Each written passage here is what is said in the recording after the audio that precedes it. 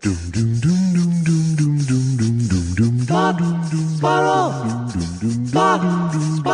2 Jews, 2 mics, 2 hours, starting now. I tell the kids all the time, you can't hear yourself unless you plug in the old earphone. Are they called earphones? They are here. Not called earphones. If you weren't here, they'd be their phones. Wait a second. Hold on. Happy New Year. You know, sometimes we have so much fun we don't even get to the podcast. But the sound's good on my side? How come I can't? I don't know. You're on your side. You're loaded for bear today. What does that mean, loaded for bear? I mean, I think you're ready for bear. I've got ammunition sufficient to take down a bear. As opposed to loaded for bird. Right. Let me tell you something. One thing about I made that last part up. I liked it. Why do they call it a bird shot? What if you shot? Do you have to kill a bird? What are they? Is the shots made out of birds? The little pellets. This is why no one takes you hunting, Andy. This is Sleepy Seinfeld. Why doesn't anybody take me hunting? He says. Here's your answer. It's Sleepy Seinfeld. Why do they call it a cup of coffee? It's also a mug of coffee. Okay, why do they call it a duck blind? Are they deaf? Hello? Hello, ducks? Why do they call it fishing? Why don't they say, here's more edgy comedy. Yeah, I went fishing this is a New York comic going fishing. Yeah, fucking went fishing. His asshole says to me, so everybody's an asshole, right? Right. My asshole friend says, you want to go fishing? Yeah. Let me get this straight. Yeah. We drive 2 hours and we throw a fucking thing with a rock with a lure and a worm on it. Great. Well, what would please you, Mr. New Yorker? Yeah, I want to go lake raping. There's your edgelord. So what are you saying? You better stay in the city then? Is it more better to just stay? Yeah, great. Yeah. You want to go bowling? Oh yeah. Well, actually, that one I could relate to. Yeah, let's see. Yeah, sounds great. You pick up a thing, and then a half hour you're being sincere now. You do want to go bowling, and you do. I broke through with it. Who sings like this? Oh man, take a look at my life. I'm Beck. Guess who that is? I can't. I'm not there yet. Okay, you ready? Yeah. Okay. I need a couple. I'm a loser, baby. I'm a white man who does turntable things. Wow, you've even turned on the song you like. No, the song I liked was a two-tone table. Yeah, that's what you just said. No, but how about this one? I'm a loser, baby. Love it. Why don't you kill me? Love that song. That's a better song, I decided. I think the whole album's good. I withdraw from the argument. There's a big handful of good Beck. I think the problem with Beck is we all had a higher ceiling for him in our mind. Like a higher ceiling in what sense? Meaning we thought he was like, this is the beginnings of a genius career.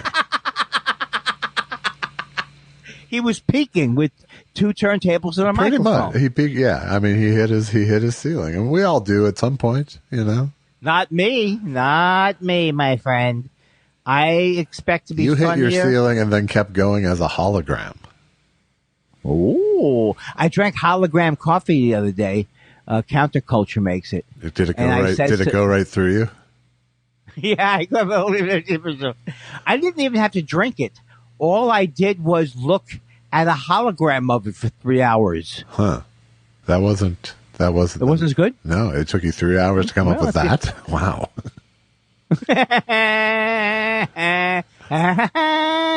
Is there money in this? Laugh singing? Someone's done it before? Is that the ride of the woodpeckeries?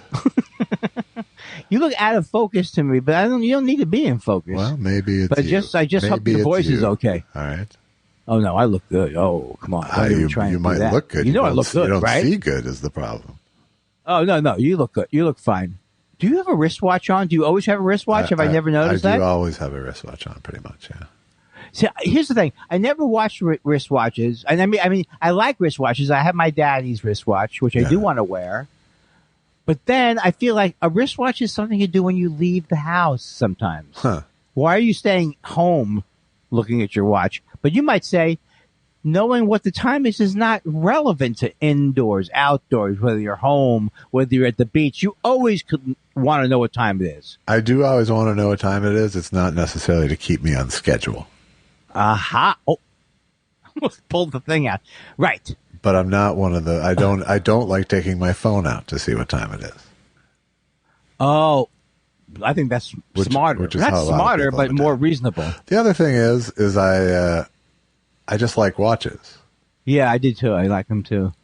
I do. Like that's watches. the real thing, really, is I like watches. But I like the way they look. If they're cool, I like their simple utility. You've seen my daddy's watch? I've not seen your daddy's watch. No, he's dead. Yeah, well, you could call him your father, and I would be more interested.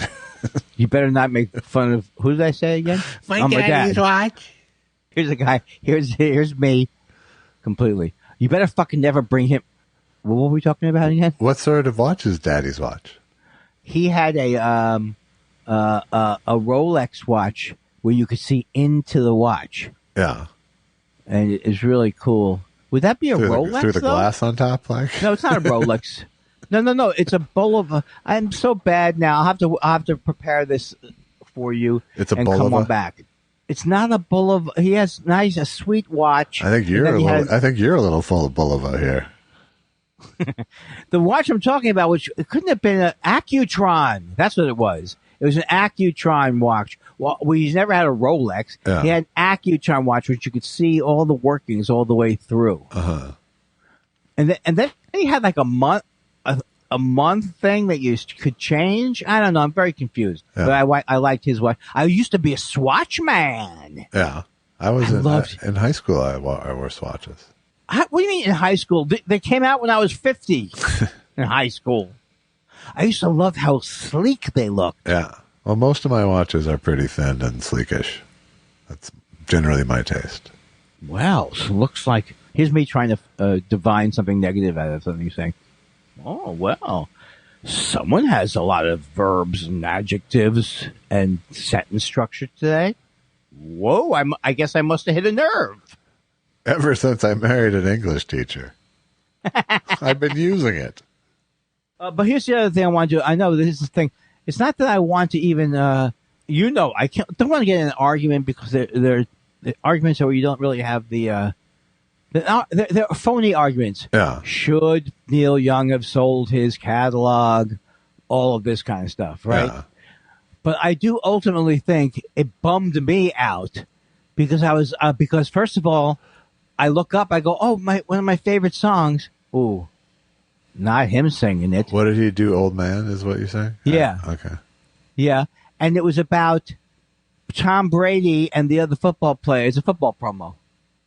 Did he do it for that? Yeah. Or did they just use his version of it for that? Well, they have him in an acoustic stage and they're filming him. Okay. He's part of the commercial. All right, I didn't see. Isn't it hard to get information out of someone who can't talk? So was this on Sunday Night Football? Or yes, it was. Yeah. Thursday Night Football or Sunday Night Football. When did we get into the argument? I don't know if it was really an argument. I was just making fun of you, not really. Oh, you did a good job with it too, because that was I think you're backpedaling. That was pretty good, I thought. Yeah, I love that. You see, people think like I'm not aware, even when I'm doing it. They go, "I'm all in on this." I kind of think he sucks. And people don't they know that I kind of know that I'm a mealy mouth. Yeah, I thought that was funny. I'm all in on he kind of sucks. But it just jarred me because I don't usually hear. And so I looked up. He did sell his catalog. I still don't understand. Oh, but I don't think that has anything to. That matters, right? I don't think that. Well, I don't know. If it was for a promo, then probably it does matter. Oh yeah, it was for if it was specifically for an ad rather than a piece. Yeah, you know what the other thing is? I think that song conveys such to me, maybe because I grew up and listened to it, and I think was it on after the Gold Rush? I don't remember, but it's such a weird, iconic song. It's like taking the song "Fool on the Hill" and using it for Boone's Farm apple wine or something. It's a song. It's a particular song about a person and a feeling. Yeah. And then all of a sudden it's, oh man, take a look at Tom. You're not old. And then someone walks up to Tom, Patrick Mahomes, and says, "You're the GOAT." Or maybe he didn't say, "You're the greatest ever." And then Tom goes, "Good seeing you." So it's like, what the fuck are we celebrating Tom Brady for? He shouldn't be playing. Do you agree with me that he should have retired? Nobody has ever retired. I do not agree with you. Okay, so let me ask you this, though. Don't most people retire, then they regret it a couple of years later? They don't go, "I'm retiring," make a big deal out of it. You go, "I'm not retiring." Yeah. What was his happened reason? Before. Oh, okay. What was his reason? I think Michael Jordan really opened the door for retire, unretire. And then go play baseball? Well, yeah. He retired, So right. I think when you're the greatest and you do it. Thank you. And you're not talking about me? Well, if you want to retire, we'll see. Okay, right. Good point. I have no real point to make. It just jarred me. I understand. And I don't have the same visceral response to anything as you, but but I also I don't necessarily believe in the sanctity of pop songs. No, I know that. I'm just thinking of the sanctity. And I didn't mean to be. Pop songs sounded like it was dismissive of Neil Young, and I didn't really mean to do that. I have mixed. I just think it's a great that. song, and it's not. That song is in no way diminished by it being covered by someone else. It is, and then in a commercial that's kind of a bad commercial, maybe. Yeah, I mean it's a bad idea. I believe all of it. It is a bad idea. I believe all of what you're saying. And that's the thing. It's like, great, but do you know beyond that, it's been done a million times before. Why did he come back like that? It was really weird. It was like one day he was gone, and all of a sudden he came back. I didn't know what the process was. Didn't Bunchen tell him not to play? I don't know. Oh, you don't follow football that close. I don't know if he was trying to force a change within the Tampa Bay Bucks, or if there was change within his own home that caused it. But yeah, but he lost yesterday. I just love when he loses. It's so much fun, and he lost in a way that probably made him yell at the team on the way back to the thing, or not dugout.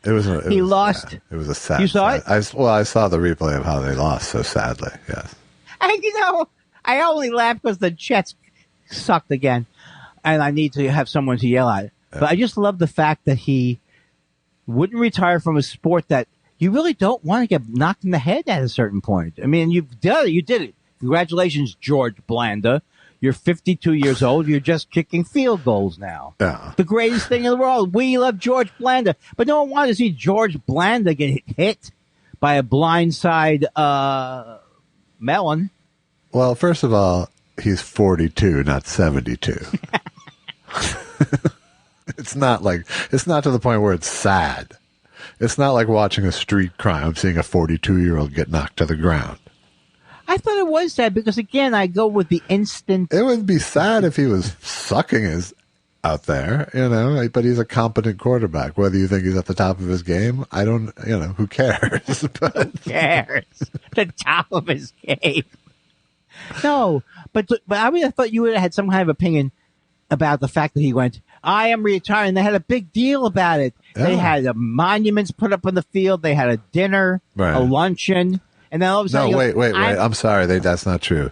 He never got a dinner. And Tom Brady, who told, okay, I can't even think of it. Oh, who told the guy, inflated baseballs, footballs I like. Was he like deflated or slightly deflated? I think it was slightly deflated. Right. And he also, a lot of people don't know this, that all of the footballs, whenever he would play in the Super Bowl, they had to say Tom Brady footballs on it. People didn't know that. He wielded a lot of power back in the day. All of his balls had a homing device in them as well. The thing about Tom Brady is, like, there's nobody to root for in that what's it called? The team, in that unit. Because you got that horrible Crafts Foods guy. I think is he Crafts Foods? No. He just his name happens to be Kraft? I think so, yeah. Yeah, and he's a horrible Trump guy.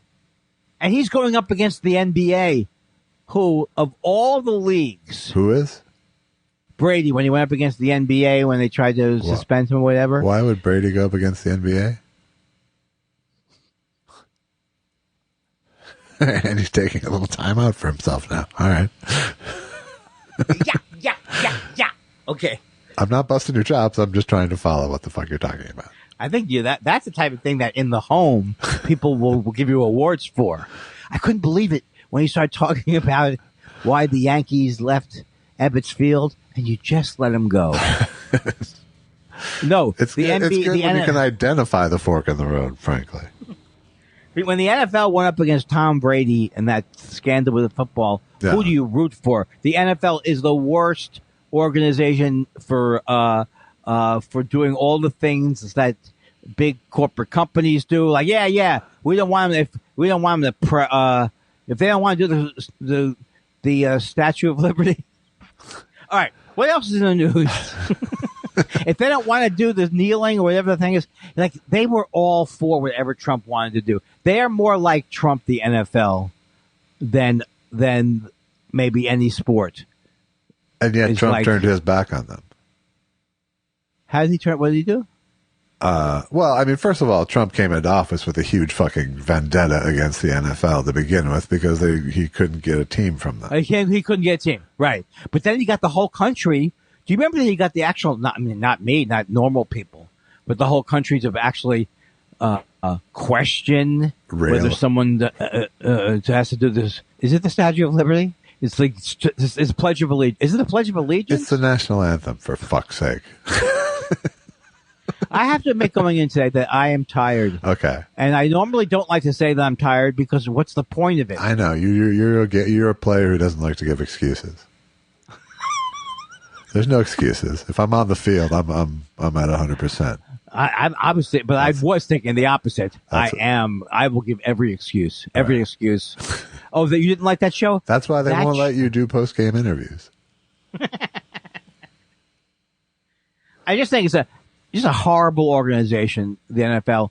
Now, the NBA, I think they have been also awful at times, but then they kind of were, I don't know. Why am I arguing which is the best corporate idiots who run which sport? I would say the NBA, aside from their kowtowing to China in many ways. That wasn't good. Is a pretty forward organization. Yeah, and the player and the major leagues. Sit back, Josh, and I will tell you the story of free agency again with Lou Brock and Kurt Flood, and I'll do it the same way I did it when I first did it. You know, actually, Josh, a lot of people don't realize that Major League Baseball... Wait, Dad, you skipped the Marvin Miller part. Is that me? No, that was you. That was the imaginary child you were telling the story of free agency to. I saw that as me. Hi. I generally think that's the way I approach the world. Hi. I'm a big, don't tell me I'm a big shot. I think you really do picture yourself as a child in the world. I think your mental image of yourself is that of a child. Yeah, that is true. And also my name is Kindler. Sure, but which in German means... But you don't do anything else in German, so why would that matter? I was going to counteract you or and contradict you. Does Kindler mean German? Is it children? Because isn't Kinder German, not Kindler? Kindler is a Germanish name because there's even a company named Kindler. Right, but Germany. Germanish, I understand. But but Kinder is child. Right. And Kindler, I just like this part of it, is one who kindles. In German it does that? Just shut up. This little Jewish child. It was very, very important back in those days. If you went, look, yes, my name is Kindler. It is not Jewish. It is not. Why would you say it was Jewish? I hate them as much as you do. Oh, they're annoying.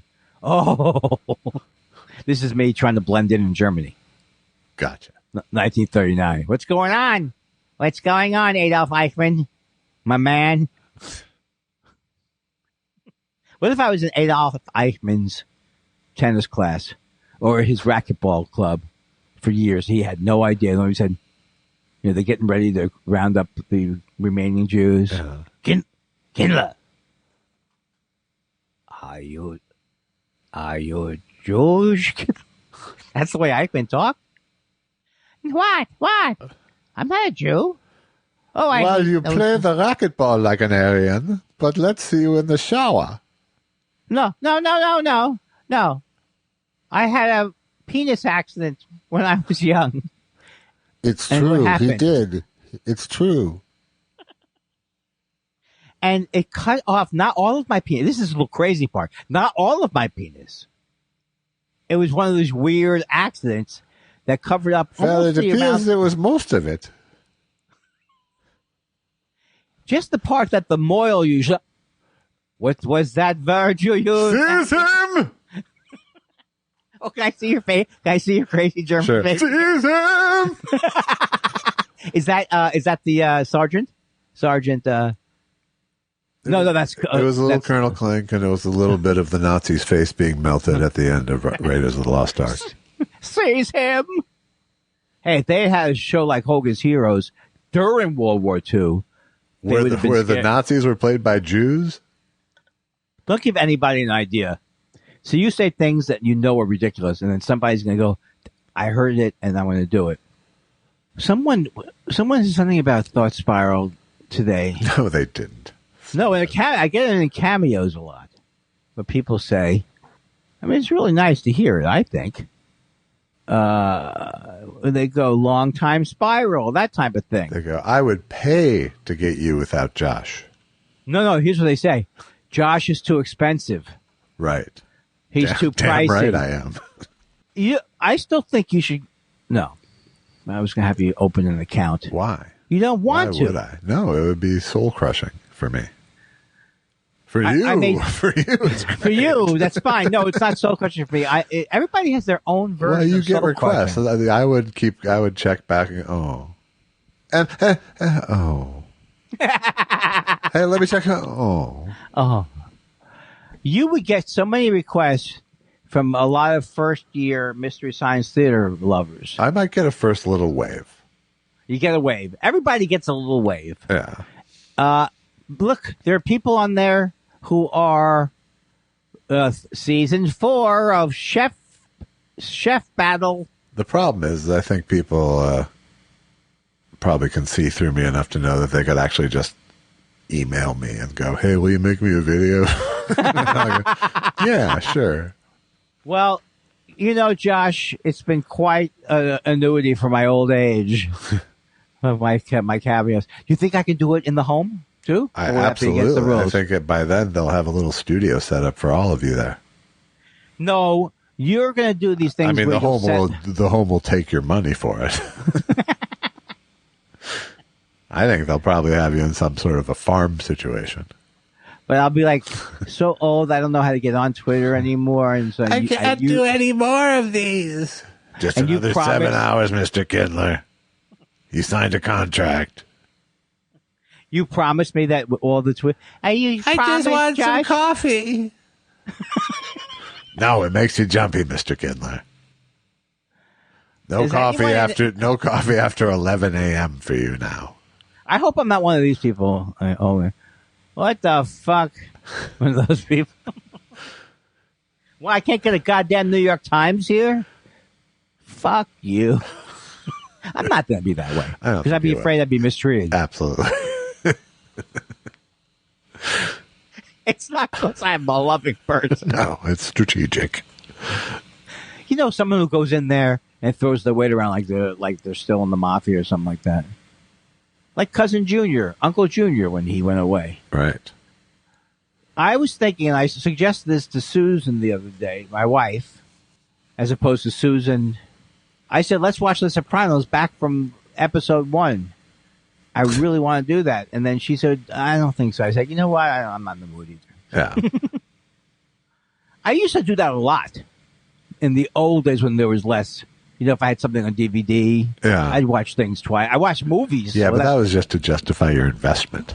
Why do you characterize me as a Jew who is only interested in making sure that he doesn't think he got a bad deal? Because it's Rosh Hashanah, and it's the only way I can affirm your Judaism.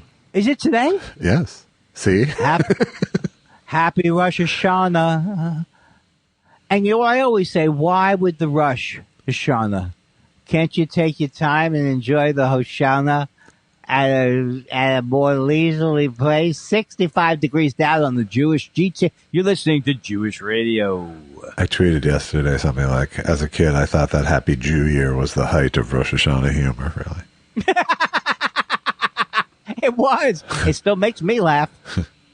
But did you ever get like a person over at the shul or whatever go, that's not funny. That's not funny, buddy boy. No, nobody cared. I had a sense of propriety as a kid. Yeah, but you also lived in Minnesota where there weren't really. And I could get laughs in my house. That was the other thing. I didn't necessarily. Why do you think I bombed in my house? I killed. I know why you bombed in your house. Oh yeah, it was a rough crowd. Well, how rough a crowd was it? Blame the crowd. Yeah, what do you do? So you did stand up at home, Andy? How was the crowd? Everything was great until my mother found out I spilled ink on the sink. And then she started screaming at me. I said, Mom, I'm right in the middle of my tiny child stand-up I was writing. Mom, that was my closer. The thing is, my mom would come to me a lot. And I think I've told you that. She'd come to me during the day and she'd go, Andy, I'm so sorry about how you probably think it's your fault. And that why is this person depressed? It's not you, Andy. I had a very hard childhood, true. And I just wanted the most important thing for you to know, because I can't live with myself if you don't know. Normally you think that my screaming and yelling and negative looks at you I can't help it.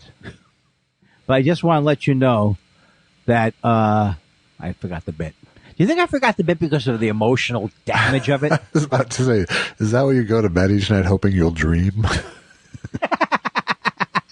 Well, there's some very pathetic things that seem pathetic to me every time I think about it, that I was in the off season waiting for the ice cream man to come. Or give it a shot, your mom said. It's exactly. I am not lying. She asked me at one point, why are you waiting by the curb all day? I'm waiting for the ice cream man to come. She didn't go, Andy, it's December 12th. Yeah. There's no ice cream. She just said, oh. That should keep him for a couple hours. Yeah. Well, I never thought about it that way. Yeah. I'm scared you won't pick me up at camp. That should keep him for a couple of hours. I think that's a little different. Oh, man. But if you can strand your kid at a place where there's a bed for him, Right. Now, I have been told by the people we sold the house to that we can. They show us what they've done to the house, and they say they would love us to come back and see the house at any time. Yeah. Does that happen? Do you think? It's weird. It's kind of weird. It's usually better to just sever all ties with the people, the new people. Yeah. And, I mean, if you're deeply curious, it would be cool. But pictures would probably work. Yeah, it does. Oh no, they send us pictures. Yeah, it looks beautiful what they've done. Cool. Yeah, that's probably enough. Unless they could help you in some way in your career. No, I think my brother mentioned to me that he would like to do it, and that he had already talked to them, and they're very open to it. I would go with my brother.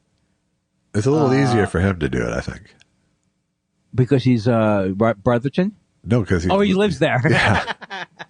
No, I was just thinking about he is Rich Brotherton. I think everybody knows that he's so people are like people who somehow I don't know how they would know that, but that they would like to have they don't want, maybe they think he's gonna Hey Richie B, you want to send me a plane ticket for that walkthrough? Cha-cha. But now I'm starting to think in my mind that I'm ready not to go back now, obviously, but I still I think about a year from now. I mean, not this Thanksgiving, but next Thanksgiving. Yeah. Maybe I'll go back. I hope so. because they planted a garden for my mom at the Quaker Meeting House in her name. Yeah. And it's beautiful. So I'd like to see that. It actually spells out her name in flowers. No, it's the Joan Kindler Garden or something like that. The Joan Kindler Memorial Garden at the Quaker Meeting House. Ah. So there's a little plaque. How did your mind go to? They spelled her name out in flowers. Because you said there's a garden in her name, and that's how I. Oh, yeah. Okay. I thought maybe it was because you were watching college football, and a marching band came on. Yes. I was so excited about this last weekend.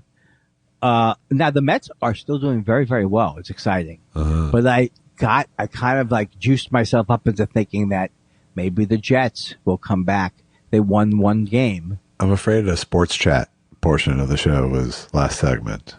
I'm afraid we can. Oh, okay.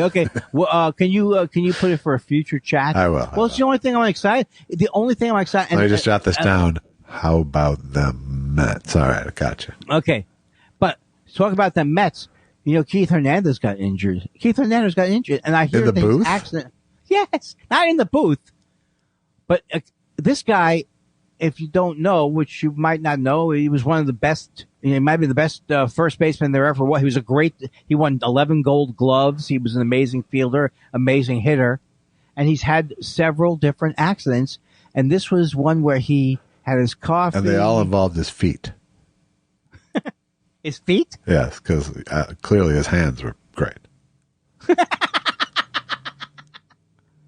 Well, this is one of those things that's happened now to several people. A good friend of Susan's husband, and whenever it happens, I think that's what I might have done, and I don't want to do that. Where you drop three things on the ceiling, if you want me. Sorry, you're going to drop three things. Yeah. You can catch your laptop that you had in your hand, or you can try to cushion your fall. And a lot of people panic. A lot of people try to protect their possessions. That's right. Yeah. And so that happened to him, and he got very injured from that. So I thought that's also would be in the Kindler Panic Manual. Yeah. Sure. It wouldn't matter if my laptop was swept off a table into the middle of traffic, I would probably run. I would not see the traffic. Yes, absolutely. I think that's true. Yeah. So I'm not saying I'm any better. I think some people are, but I think you think it's because we're men and we love gizmos. No, I think it's because our whole life's in that phone. I don't think that there's that complicated a decision making process going on. It's just my thing. Well, that's what happened. But now he's an athlete. Yeah. So you think his instincts would be, but no, his instinct was to save his phone. Yeah. He's also 68 years old. Yeah. So. First of all, I would say then he's not an athlete. He was an athlete. He was an athlete. Right. But the thing is, then they're saying, it's so funny because they're saying he's going to be out for the rest of the regular season, but he might make it for the playoffs. Oh, shit. They put him on the IR. That's right. And he has to have a surgery on a tendon this week. Isn't that something? It's something. Okay. I wish I had boned up on this before, or tended up. All right, so now I told you that we're doing 5 segments today, and the next segment has to do with my feelings about football and baseball. Wait a second. Combined. No. What? No. You said we could do more than one segment. I've been tricked before into the combo segment. It won't. Okay. I just want to talk a little bit about did you ever go to the synagogue on Rosh Hashanah as a family, as a kid? I'm sure that we did.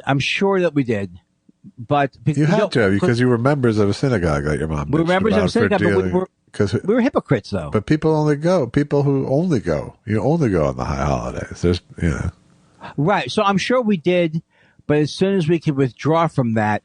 But I do remember, when is it that when people say the Kaddish for the dead, is that just every Friday? The mourner's Kaddish. It's a part. It's part of every service. Oh, so there's not it's not a special at a time of year? Well, no, it's there for everybody. It's for Yortzeit. You go there the week of Yortzeit, which is the remembrance of the death date on the Jewish calendar. Right, you go right. say the Kaddish for the person. Generally, that whole week.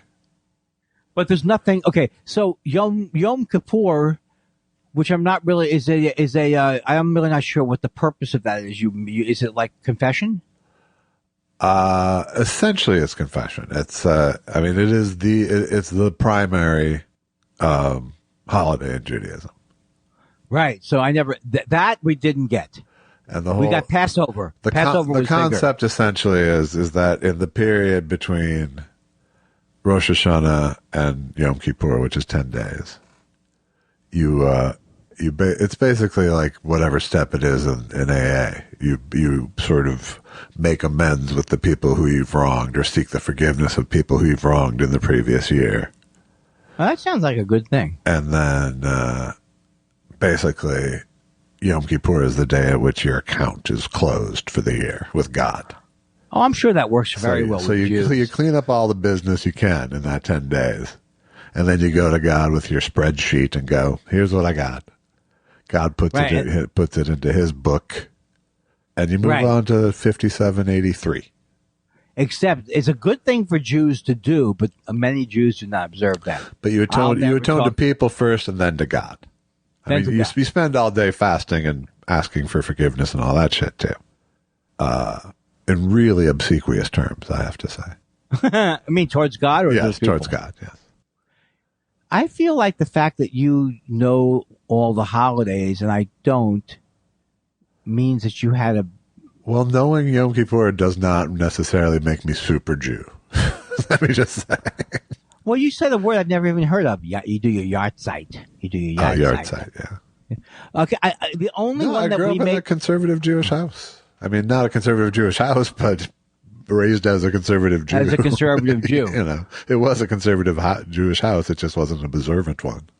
Well, we were Reform. So clearly Reform Judaism was a way of saying we don't really want to be here sometimes. Can you read a page of Hebrew? Yeah. Yeah. Baruch Hu es Adonai. No, I didn't say can you say a bunch of Hebrew words. I can read Hebrew. Yeah, okay. But I was forced to do that in a thing to get ready for my bar mitzvah. Right. It was not part of any of the other training at any time. Yeah. You can only get really Jewish learning by going to the yeshiva or whatever, right? You're not going to get it on the Sunday. You never even had the version I had, right? Of Sunday, going on Sunday. No, I had all of the above. And and horrible parents who couldn't care less are telling you the same Maccabee story year after year after year. Yeah, a little bit of that.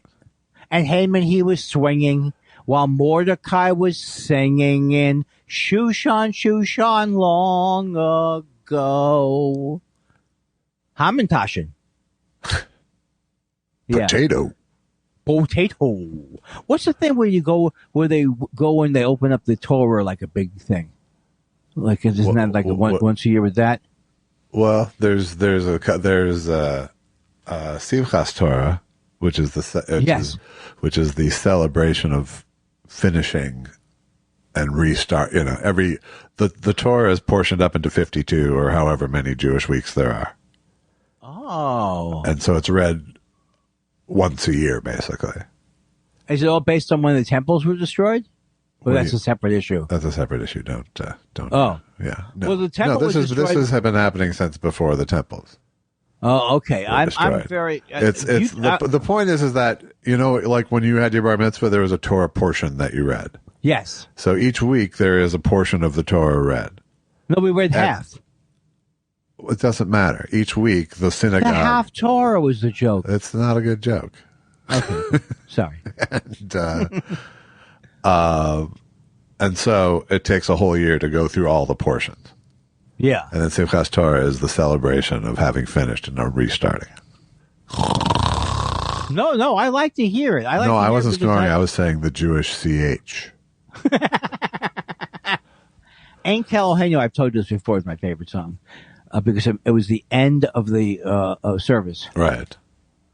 And I also love the something Kamoshi Enu. I always felt was a good little thing there. Kamoshi. I don't know. I really had mixed feelings about the temple. I haven't gotten better.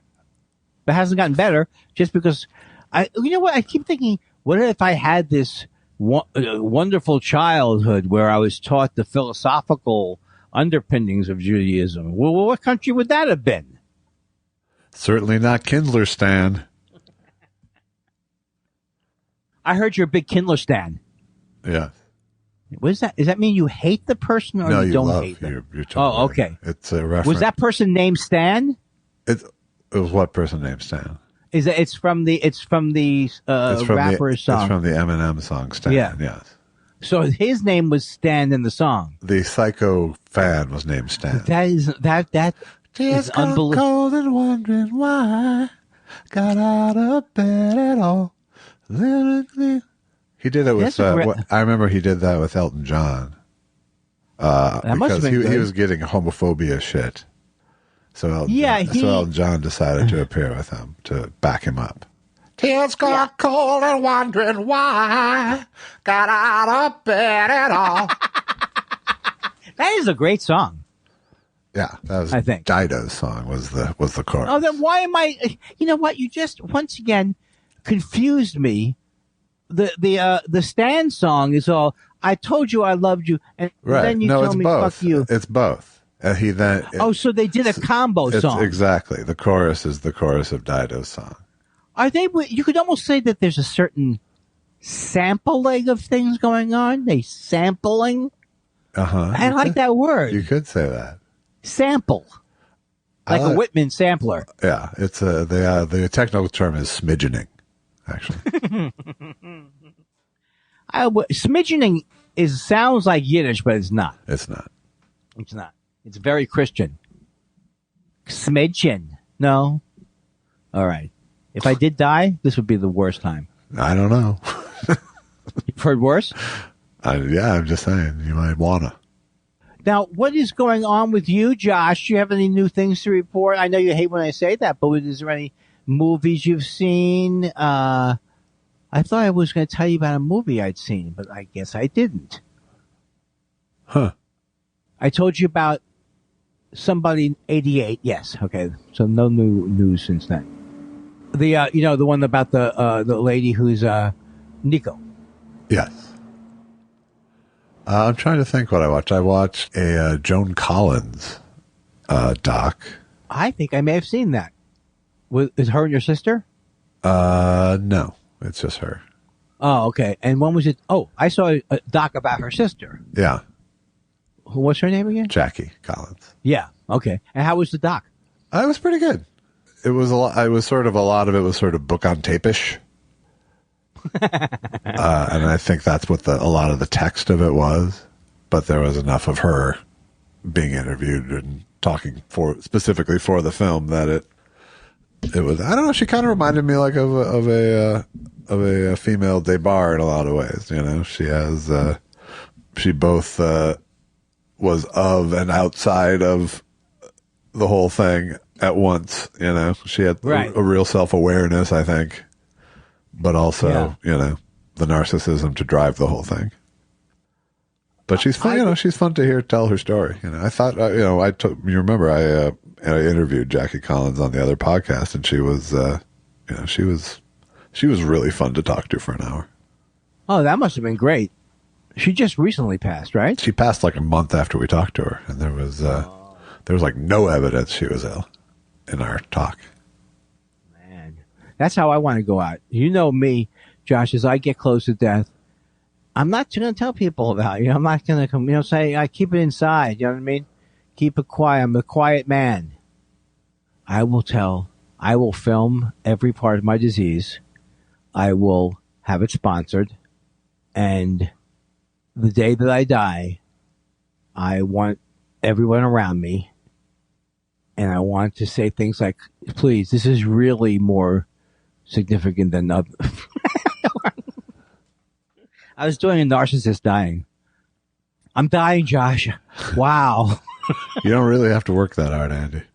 Oh, Josh. Those are the kind of cutting remarks that you think are just joking. I take them seriously. No, I know that I'm going to go out like a champ. Absolutely. Josh, come Josh, is Josh here? Yes, you don't have an eyesight problem. No, he's not. Why do you keep asking for him? He said that he would. Do you remember, Susan, in the old days? I don't know. I have an accent. In the old days, Susan, when I did the podcast with Josh. Before I drove him away. Let me do a coughing fit. Quiet, calm down. But Josh said he would come see me, visit me in the home. How many X's are there? He sent his hologram. Do you see where I've X'd out the calendar, honey? This is the last time Josh visited. XX. That's so sad. Why would you do that? Well, I bet Allison comes up on your behalf. Don't drive me away. That's the moral to this story. You know, when you say it like that, it's almost romantic. No, I won't drive you away. It can't be contractual or whatever, transactional. No, I'm nice to you, then you come and visit me when I'm dead. Well, isn't that how parenting works? I love when we have a recording and I have enough coffee from the night before that I have a little iced coffee.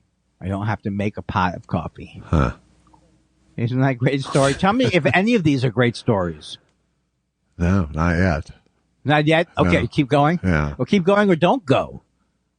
Why can't I be a storyteller or spin a yarn? I wrote this today, and I don't. And I think it was. I don't know. It's a little. I feel like it's more hacky now than when I thought of it. But it was. If a sign of insanity is doing the same thing over and over and expecting different results, and the definition of insanity is doing the same thing over and over and expecting different results. The definition of stand-up comedy is doing the same thing over and over and getting different results. It all makes sense to me now. I like that. It's all there. Yeah, except for the funny, you know. No, it is funny. I mean, it's the truth too. Don't forget, it's the truth. But I think it leans more on the truth than the funny. Might be, but I won't give up on it. Yes, I will. I forgot what the joke was. You bailed completely. I just was like, for 1 second, let me just test myself and see if I remember what it was. Nope. It's gone, like everything. I keep thinking I'm going to come out. Oh, Susan read me a good article. It says that people who do 9,000 steps a day, which is like 3 miles or something like that, 3.5 miles, something like that. Yeah. You have cuts down your chances of getting dementia by 50%. That's good. That means you're at 50%.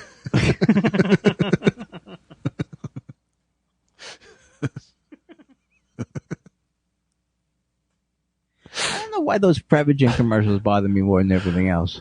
Because they get in a little. I guess the thing right away, like, my name is Andy, and I'm a podcaster and a consultant. And I like to walk about 3-4 miles a week at a very brisk 3 miles an hour.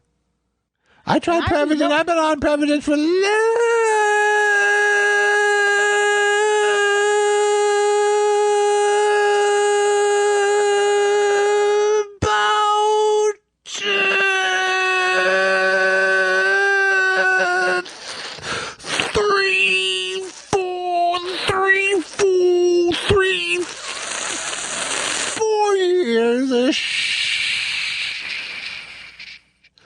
and what was I saying? These people, they really are the most boring people. As soon as you go, oh my God, this guy looks boring, I'm sure it's a Prevagen commercial. Because it's always like people notice too that they were saying, you know, Eddie, you really seem to be improving your mind. Like I ask you, say hello, you say hello back. I mean, steel trap territory. I mean, when they start, you can't possibly, from their speech patterns, nothing has been improved about these people mentally. Clearly. Yes. There's clearly. There's nothing acuity aspirational there. And they even, last time I heard, they were back to the jellyfish again. It's like, okay, we'll push the jellyfish part. Sure. And I've told you that jellyfish, when I look at them, I don't see smart. Why do they keep saying from a thing found in jellyfish? What if they? I said if they found it in Einstein's brain or they found it in a genius cave. I think something like that. I think it's because they went through. I think it's to prove that all the things they went through before getting there. We tried. We ground up brains and had people swallow that for a couple of years. And then the other one. This wasn't even the first invertebrate we tried, people. And the other one is just as bogus. I'm a neuroscientist, so if it says brain on the label, yes, please. Ow, it's not TV. Not TV. It's those commercials that get me. It's not TV. Not TV. It's those commercials that get me.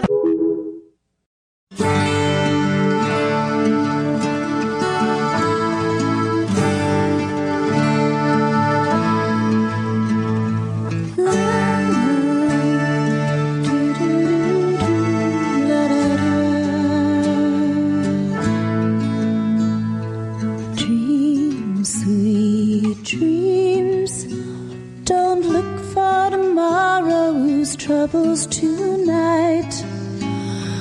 Take it slow. Time slips away when you hold it too tight. Ooh, louder than thunder, a voice in my heart tells me there's nothing to fear. All of the answers here in the dark will appear.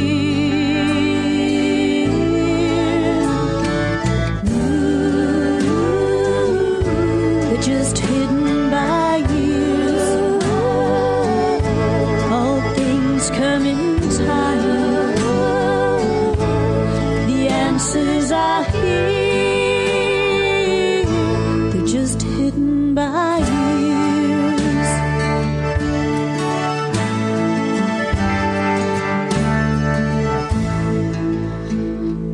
Life goes on. We'll put the pieces together again. I'll be here to follow this road wherever it ends. All of the shadows run from the light, gone like yesterday's tears. One by one, the treasures appear.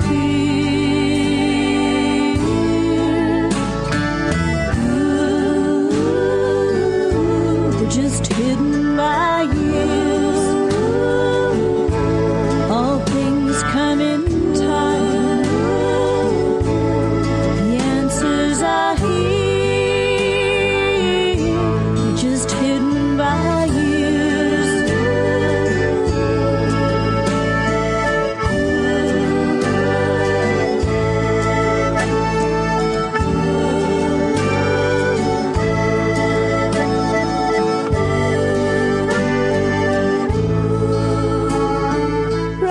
Like a river, run like a child. Tomorrow's a long way from here. One by one, your dreams will appear.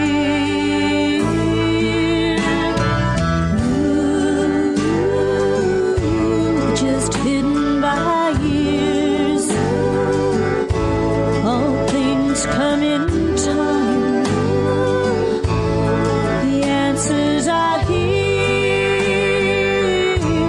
Just hidden by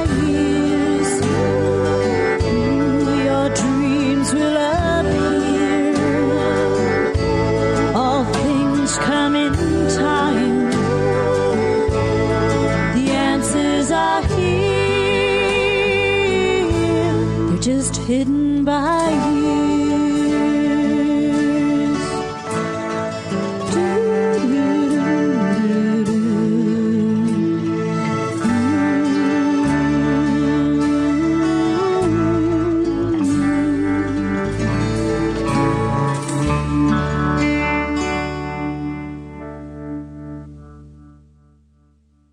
Hi. Hi. See? Hi. You've now faced 3 out of 4 possible ways in the room. What I'm trying to do is to throw my voice. Well, you know I'm a ventriloquist. I do know that. I'm trying to throw my voice Into the river. into something funny. People say that. You know, they would say, they come to my ventriloquist show, they go, it's pretty good. Why don't you try throwing your voice into some comedy? Oh, you're the ventriloquist in this scenario? People came to me. Yeah. You know, if I make myself the butt of the thing. Yeah. No, I was implying you were the figure. Well, I always am the dummy. See, I didn't say dummy. I said the figure. Well, because that's what the pros say. They do not say that. Yes, they do. They call their dummy a figure. It's a ventriloquist figure. Or because it could be like if it's in the hands of a genius like Jeff Dunham, it's not even necessarily a person. It could be a jalapeno pepper. It could be. Or is that why they call it? Or it could be a woozle whose name is Peanut. Where did you get woozle from? That from his act. You cannot have listened to his act that much to have read. This is a reference from 1989, my friend. Is this distracting? He's not a puppet. He's a woozle. And his name is Peanut. Okay, so what happened? Okay, so in other words, you asked him about it? No. One time, Jeff Dunham. This was just a catchphrase at Mystery Science Theater we kind of had going for a while. He's not a puppet. He's a woozle. And his name is Peanut. One time he gave me, I think I may have told the story, Jeff Dunham, who's not the figure, right? Correct. We both got into LAX and he gave me a lift home. I think it was when I was living in Hermosa Beach or something. Yeah. And he had one of these huge Hummers. He tried to stick his hand up my ass. It wasn't even sexual. This is just how he normally relates to people. He goes, before you go further, let me see. There's 2 things I like to do. Put my fingers inside you like a bowling ball. And I'm going to go like this. All right, that's as dirty as I get, my friends. In a way, I got too dirty. A little dirty. I haven't checked the sound. Well, you made us try to imagine 3 holes first of all. I was hoping that if I do a disgusting joke, I do not want it to really make sense. Right. So, like a bowling ball was like a metaphor. Gotcha. Okay, I don't want this to go any further. I don't want this to be even on the current show. I would like this to be in the on the best of reel. I can't wait for the best of this year. I know, so many great moments. There's so many great moments. Neither one of us are good at. And if you order 2 thought spirals, you get a free thought spiral. Keep it for yourself. And this winter. The problem I've found is whenever I think of doing best of shows, it gets into the thing of, boy, I was funny there. I was funny there. Yeah. Oh, that was good, Josh. It was good. Right. Just stop saying it was good after everything. I know it's the best of show, but I'd like to take a couple seconds out to say, we're good. Yeah. Oh, we're good. Just the editing of it makes me have it. I'm not even talking about the show itself. I'm just talking about I have to go through and decide I was fantastic in that spot. Right. Which you always told me. I don't know if people know this, but Josh told me that editing to him is like, he feels like it's shaving. He loves it. It's something that is, he wears it like a second coat. Uh-huh. And he often says to me, he'll call me during the weekend because he starts to edit the show on Saturday, has a big group lunch, and then it's finished on Sunday. Yeah. He'll call me up to say, I want to just say, Ima Nama Numa Nama Nima Nama Numa Numa or something like that. Right. And I'm going to match. I'm just doing some voice matching. Sure. Yeah. Sunday's ADR day here at Thoughtsparrow. Sunday morning, because we all stop to watch the sports. Right. Hey, I like the way, I don't want to get off topic, but I like the way sports now, it used to be, you grew up in New York City, you could see the New York Jets as your home team, and then you'd see whatever other packages. Now, if you subscribe to Amazon Prime and Roku, and you can see about as many football games as you could see when I was a little kid, I think. Yeah. They are really trying to divide it. Oh, you like the game? Well, you can only go through Amazon Prime to get it. How about that? Would you buy the rest of our crap? That's the theory. And also, why I haven't looked carefully at it because I figured it would be wrong for me. But why is Jeff Bezos on Twitter? And why is he on Twitter criticizing Biden? What does that guy not get about? Everybody hates your fucking guts. Even your wife did.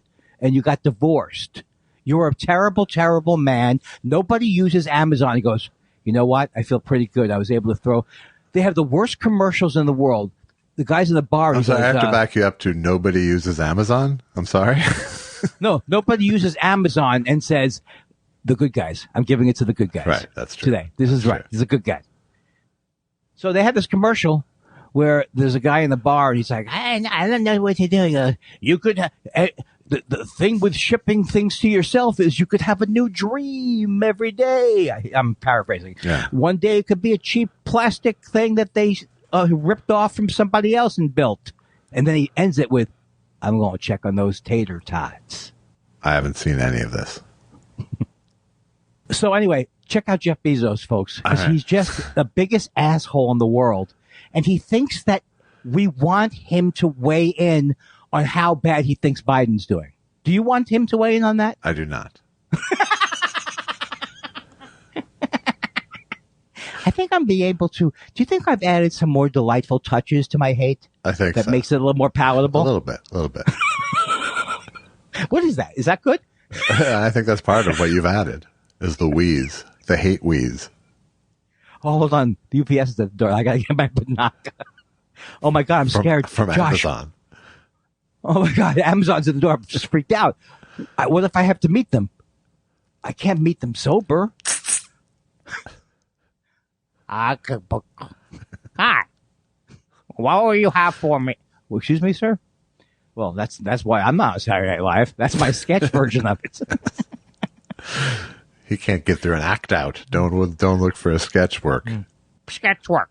Shoo. I know we should start into the questions because you have a very busy day. Oh, not a busy so day. busy. So busy. No, but you have busy things coming up. I do. Lots of busy things. And you also, people don't know this. Thought Spiral listener and friend Jay Kogan says hello, by the way. I want to say this to you. Hi, Jay Kogan. But I also want to say, and I don't know if this means like we're gaining in more and more people when they buy a Cameo or they buy a Memo or people are saying they know me from Thought Spiral. That's good. I think they knew who you were before that. They just know you from Thought Spiral now. They can make fun of you about running over people. They can make fun of you. I know, but is it really soft penis? There's so many things. Why do you have to? You can give one example. Then you're done. You're out. You're out. Do you know if my Mets are playing in Atlanta today? I have no idea where your Mets are playing. Can I ask you a question? What can I say anything without asking? Can I ask you a question? Why can't you find anything? Like in the old days, I could look at the newspaper. I'd know Atlanta is against first of all, I know the game hasn't been called off. The game has been called. Oh, because of the hurricane. Gotcha. Right. Didn't put that together. Oh, I'm sorry. I'm so Met-centric. So, I can't find any information. If I put Mets versus Braves, it's not going to do it. Do you want me to look? It's the game rained out. Do you want me to look? You feel like an idiot. Do you want me to look? I'll look. Oh, no, I don't think it's to that. Oh, okay. No, you see, here's the thing. It's amazing, ladies and germs. I really always loved Ladies and Germs, even though I still don't think it's funny. It's not funny, but it's so fucking weird, and it's such a bad leap that it's pretty good. It does live on in many ways. Yeah. Also, Try the Veal will always live on. But I feel because of vegans that I would rather. Well, you know who ruined? Tim Allen ruined Try the Veal for me. What do you mean? I mean, he did it way too much. Oh, God. Oh, like that was his go-to? Yeah. Did you used to see him we in the got, club? bonus. Mets at Atlanta at 4:20, my friend. Oh, I saw that earlier, but I didn't get the significance. That's great. In other words, Mets at Atlanta. No. I'll be fully with the big hookah by then. What jamming, man? He'll say. This is exciting because this is the big weekend coming up. Yeah, big weekend. Big weekend. You'll watch them if they get past the first round or something like that. You're gonna watch you always watch the baseball players, don't you? I don't always. That job? But I, you know. Okay. I don't have any policies. I gotta say, I really don't have. That's any, true. So you could go through the whole policies in general. Right. You might not watch 1 minute of a game, and of course the Twins went for a nosedive. Right. The Twins, yeah, they just ran into a buzzsaw called the mirror. What's the? Oh, you mean they looked at themselves? Yeah. I've never heard that. I just made it up. Yeah, they beat themselves. They looked in the mirror. Some of them looked at some of the fielding errors. I don't know if they had a lot of fielding errors, but one good thing about the Mets is they're a good fielding team. Good defense. It was a combination of lots of injuries with the Twins and then a lot of self-sabotage. Oh, I know you're going to make fun of me, but here's the breakthrough that I made with sports. Because I really couldn't watch sports anymore. That would have been awful. Yeah, but I'm saying I couldn't watch it anymore because I could either watch, and I could either watch just hoping that the right thing happens, and when the right thing doesn't happen, screaming at myself, or no, trying not to scream at the player, but getting. So here's what I realized why it was a life-changing thing. All right. I realized that as I know that I'm long-winded and not interesting. And I didn't make a face even. What do you know? I realized the breakthrough was understanding that I did not know what was going to happen with the pitch.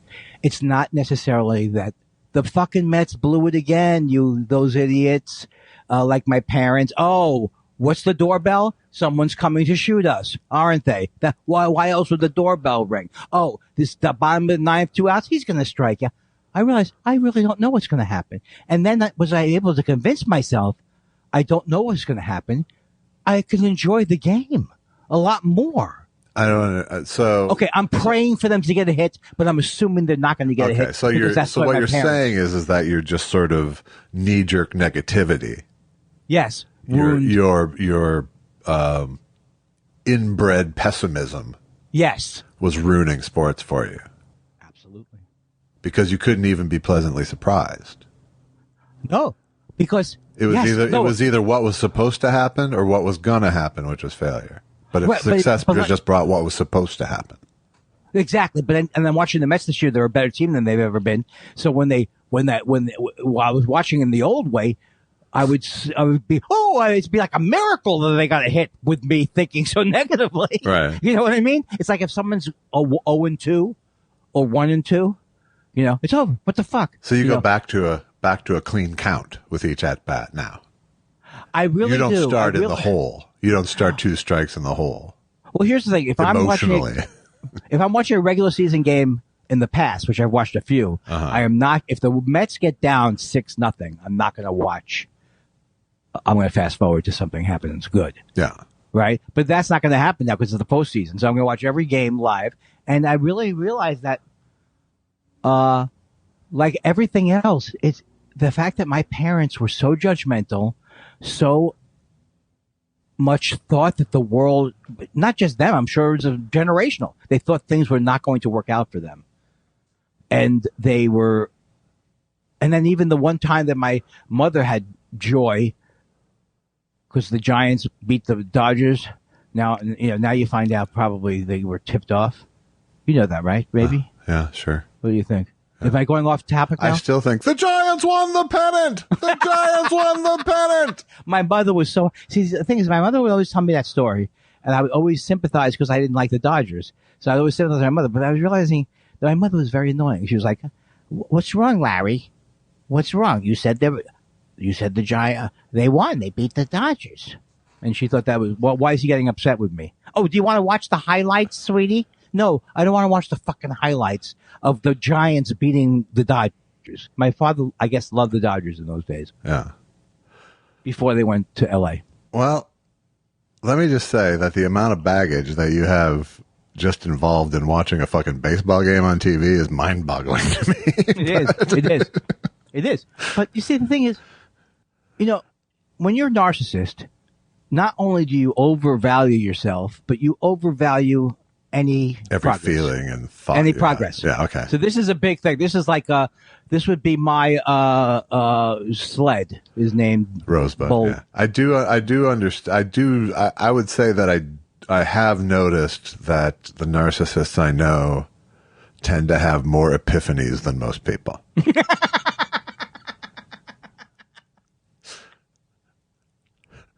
Well, I think the best part of this whole thing is that you sit detached and bemusedly enjoy these stories. Well, I mean, literally, some of my very closest people are narcissists, so I've learned the behavior over the years. Well, now, this could get bad because you could not narrow this down any longer than that. No. You can't say to me, for example, I don't know if she's listening, my wife, biggest narcissist in the world. You're not going to say that. I'm not going to say that.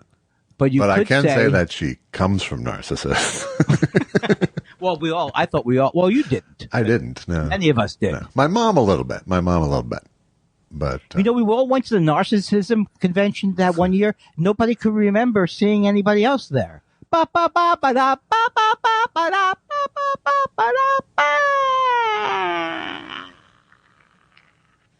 That's not a bad joke.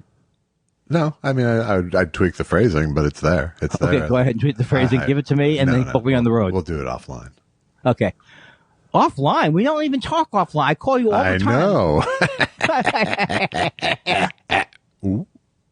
We should do more jokes about, like, we have a Letterman type show. You should have been here at the rehearsal. Right. That kind of thing. You do a lot of those, though. You do a lot of the meeting joke. Yeah. We had a meeting before. I've got that from Letterman, obviously. Yeah.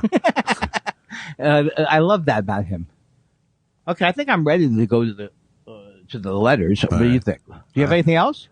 No. I've just got a sting. It's time for questions.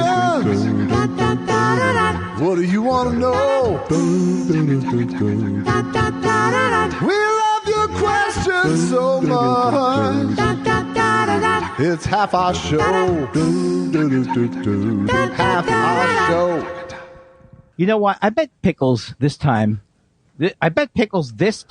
I'm saying, this time was out of town, couldn't make it to her computer. That's what Pickles says, I'm watching something called Comics. Pickles says, I'm watching something called Comics Unleashed with Byron Allen and wondering who exactly is leashing these guys, except perhaps maybe market forces. Oh. When that show was on the air, it was a veritable gold mine for me. Because it would be, I love to make fun of the show, because the show would be like this. Hi, Byron Allen. And now Josh Elvis Weinstein is here. Is it true you have a joke about cheese? I do, Byron. Oh, can you tell us the joke about cheese? I heard the punchline is very funny because you don't know where it's going to be there, and then all of a sudden he has a hat. All right. God damn it, it's Mark Kelly. It's Mark Kelly or it's John Assoff. I have to turn this off. I'm very sorry about that. What are you talking about? Oh, you just got John Fetterman or any of those guys. I can't take it. They're all emailing and texting me as well. I told them if they one more time, I'm going to go with the Republicans. I gave them your name. I said, "There's a source of money." Hey, it's not my money. I only have access to it. He will launder Rich Brotherton's money into the Democratic Party somehow. Oh, the laugh gets hard. The laugh gets. There's sounds in this office. I don't know what's happening. Call the Travel Channel. Is that what people do whenever they hear something in their house now? Honey, there's something down there. Call the Travel Channel. I'm sure. I think that's everybody's first thought, yes. Don't you, if you were at the Travel Channel, my whole life I've been there, my whole working life. Yeah. I started the Travel Channel in 1987. Uh-huh. And let's say and you tell your friends, what do?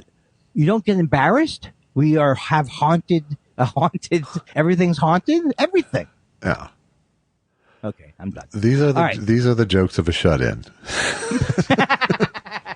So, yeah, this Comics Unleashed is, Byron Allen has never been funny, interesting. I don't know. I thought he was fantastic on Real People. I really do. But that's because that was a different type of show. That showed you what we're all like when you take off the shoes. Exactly. B.D. West says, growing up on the rough streets, drives and terraces actually, of Portland Heights, I was subject to the sudden sneers of old white lawyers and timber barons. Thankfully, my neighbors, the Alvarezes, always greeted me with a smile. What was diversity like in your hoods? Mine pretty much was Lutheran, Jew, Lutheran, Jew, Lutheran, Jew. Lutheran, Jew, Lutheran, Jew, Lutheran. Catholic. I was a more Italian, Jew, Italian.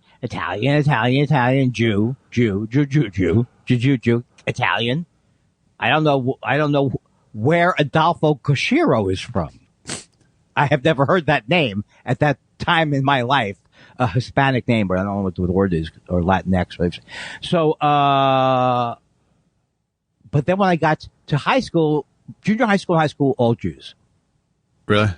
College, all Jews. I mean, that was unique to St. Louis Park. My suburb was, it would have been a lot more Lutherans before you heard Jew in other suburbs at the time. Right. But this Alvarez thing it sounds exotic to me. I would have said, who is this Alvarez? Yeah, there was not a lot of Hispanic going on in Minnesota in the 70s. Well, for example, the Mets have I wrote a joke for my friend Joe Manjares, who was of Mexican descent and a comic in Minneapolis. And I wrote a joke that said, a lot of people ask me how my family ended up in Minnesota. We overtunneled. Why am I laughing at that? What's the matter with you? He wanted a joke. He wanted a joke of that nature. I was helping him. I didn't come to him out of the blue with that joke. But you think you added a sophisticated Jewish touch to stereotype humor. I don't know. Why do I have to go? Why do you have to lose? In turn, he wrote a play called King of the Kosher Grocers. So I feel like Eastside 76 says, finally a serious question from your favorite official Mexican of Thought Spiral. Well, this is a nice, I know. This is a nice natural segue. Transitions always. It's so great. If gelatin gets stuck in your throat, do you choke or do you drown? I'm sorry about my delivery. If gelatin, first of all, I think that's bad writing. Gelatin, Paul. Yeah, Dave. Gelatin, Paul. Yeah. Why is he saying Jello? Oh, Paul. Gelatin. Yeah, why isn't it just Jello? If gelatin, that's like when Bobby Collins would go, never gives, Rick Corso pointed out that he would go, never give salsa sauce to your dog. Really, Bobby? Salsa is sauce. I used to do a joke in my very early teen years of, why do they call it tuna fish? Do we need the species clarification? I don't even get that joke. I'll have a cheeseburger cow.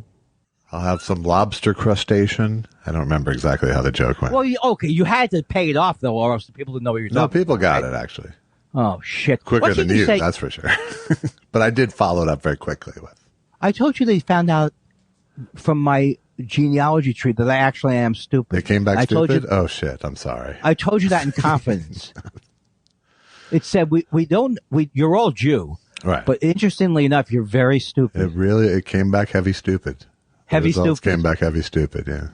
From their eugenics lab. What? What? Hello. Here was the thing. Do they call it fried chicken bird? That was the... Right, exactly. Fried chicken. Right. You should have... I never would have thought. That is an excellent joke. You were like 8 at the time, right? I was like 8. Wasn't that one of your first jokes? Yes. Hi. Remember when you first told it to the club? Hi. Tuna fish. Why do they call it that? They don't call it fried chicken bird. I'll have some lobster crustacean. You know why I had trouble with it? Because I remember the old bad joke. You can't tune a fish. You can tune a thing. Which I'm not saying puns were that good. Right.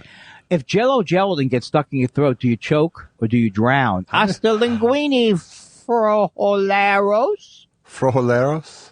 Frijolaros? What does that mean? I don't know. Jews with frozen yogurt friends? Oh. That's frijolaros. I think that joke is solid. And I think, but I'm not sure. When he says Jello gelatin, I'm not sure what he's talking about. He's not from here.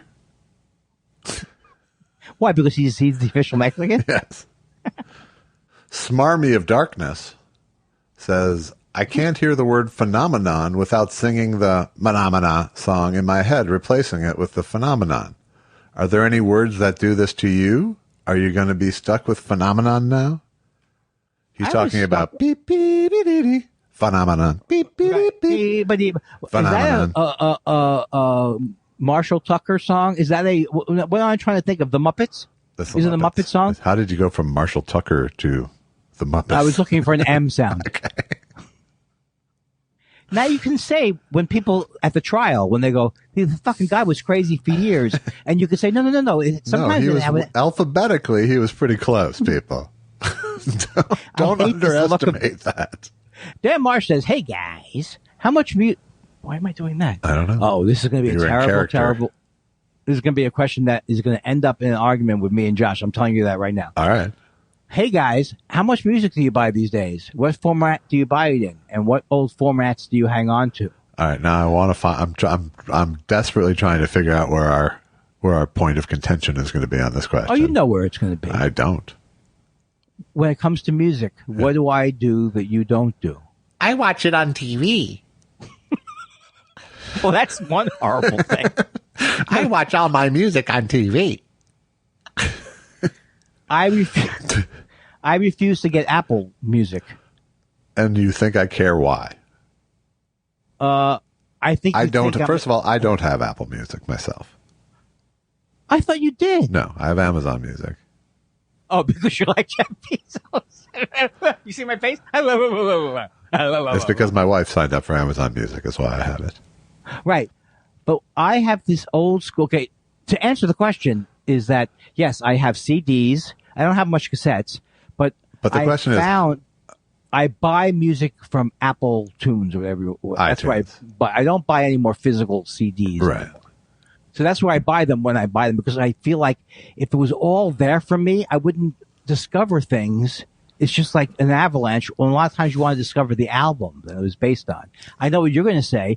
Then you find out the album and you go there. Right. And also, I'm holding on to the fact that I have physical CDs. That's even more mockable. Well, I have a great many CDs.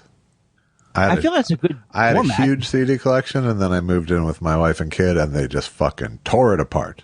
And wait a second. They took it to their own areas? They took it to their own areas. There is a 50-50 chance there will be a CD in the cover when you take it off my rack now. Oh, that must steam you more than the fact. You know what? You zen out about things like that. You know, you must the have funniest been thing was when my kid was a teenager and he would use my music to rebel against me.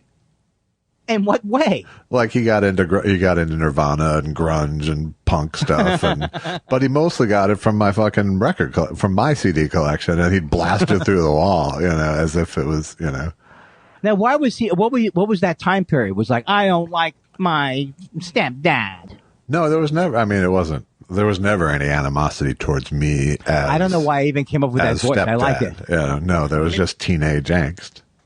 Right, but you. In fact, I think we talked about this. I think you were probably you've been a calming influence on the entire situation. I'd like to think so. Right. And now I wanted a joke, but I couldn't come up with it. Yeah. Sorry, you're on. But I was like, he and I were laughing about that a couple weeks ago, and I was busting him for trying to rebel against me with my own music. Does he remember that? Yes.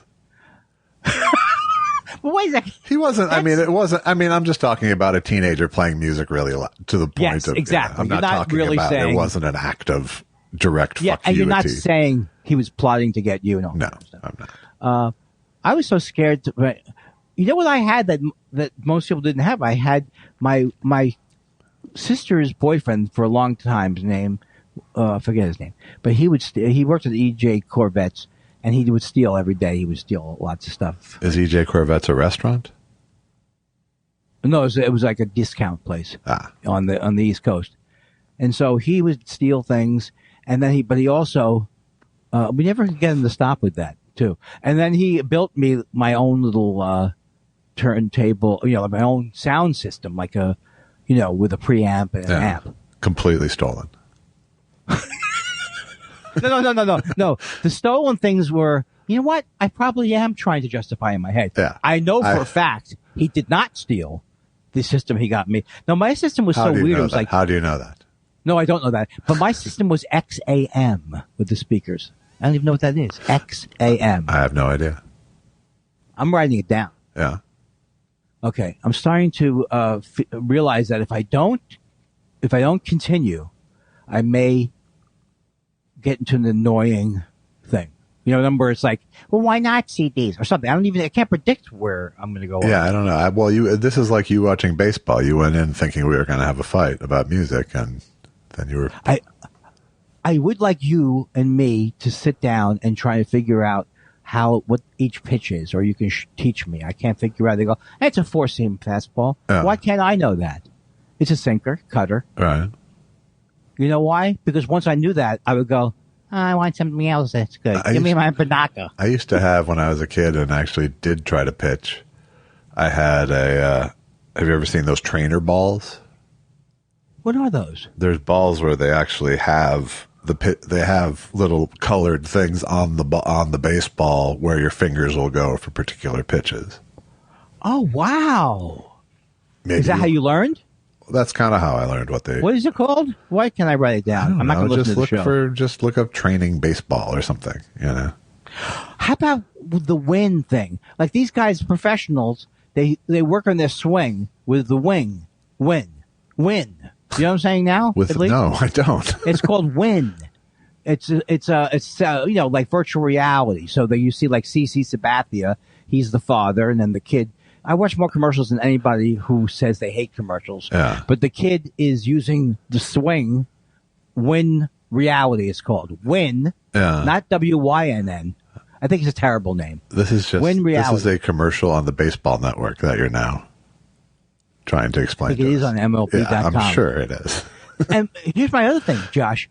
Why don't they come up with more commercials? I mean, because I'd watch anything other than da da da da da da. It sounds like Born in the USA without the third chord. This is funny stuff. I know funny stuff when I've hit on it. This is. I see nothing in a different way. It's my moment, so I just gotta say, nothing is everything. Hey, nothing is everything. Bob, what? For your whole life, you said you would never do commercials. But this is a good song. You have to admit it. No, but it makes. I see nothing in a different way. Bob, it's my moment, so I just gotta say, nothing is everything. How about this? Yeah. And you drive just like a Buick. Would you, accept that? No, that's hacky. I mean, it would. I seen the. By the way, did we already talk about? We're not going to derail anything, but we did talk about Beck. We did, right? We did, yes. Okay. If you watch the commercial of Beck, I'm going to make one more statement. What commercial of Beck? It's on the NFL. It's not on MLB.com. Okay. It's an NFL promotion. All right. Where. All right. He's singing a cover of Old Man. Old Man. It was a promo for a Tom Brady game. Right. Tom Brady. All right. And the thing that you'll notice about it is it is a terrible version because all he is doing is copying Neil Young. Right. That's all he's doing.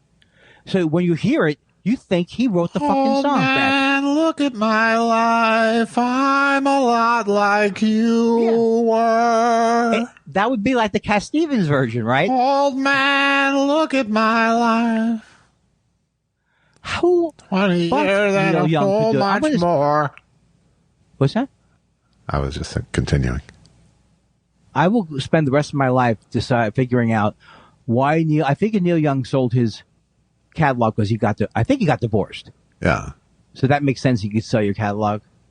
Well, I have no question why these people sell their catalogs. No. I'm not talking about normally. I'm talking about Neil Young. Yeah. Because he specifically took a stand. You know, he left Spotify because of Joe Rogan. He takes very strong stands. I don't think he's ever said, don't ever do a commercial. But he used to do This Bud's for You. He was very anti that. Right.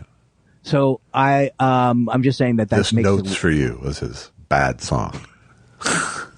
Was that really? Yes. This Notes for You was the name of it, but it was a really stupid, bad protest song. I thought it was This Bud's for You. Oh, no, I don't remember it all now. Yes. But I do remember that. Who's the guy who? This Note's for You. Oh, I don't like that. I mean, you know what? That makes me want to film more commercials. Yes. But the fact that David Geffen didn't like the album and so he sued Neil Young is really that's the lowest thing. And not the lowest thing, just stupid. It's just stupid. It's peak douche. Because I even think Neil Young is not mad about it anymore. He's like, really? That's what you did? Right. Who looks bad in the 30 years ago story now? You promised to deliver me an album that would be a good album. This isn't good.